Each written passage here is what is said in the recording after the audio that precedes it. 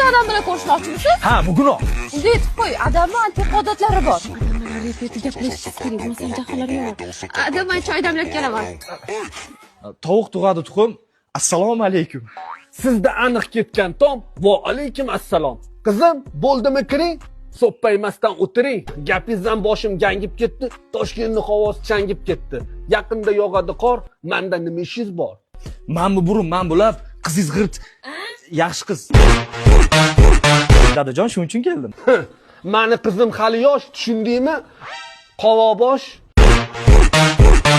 Ke botib ketdi bu terga, buncha ururman yerga. Oyjon, yaxshimisiz? Yegim kelyapti o'zim. Gapini qara qizim. Sanga sovchi bo'lib ketdi. Shu gapiga yebdi. Obedga makaron yeganman, men faqat qizingizni deganman. Kim menga qarshi borsa, urushib tepishamiz, qizingiz bilan 1 yildan beri addushi sevishamiz.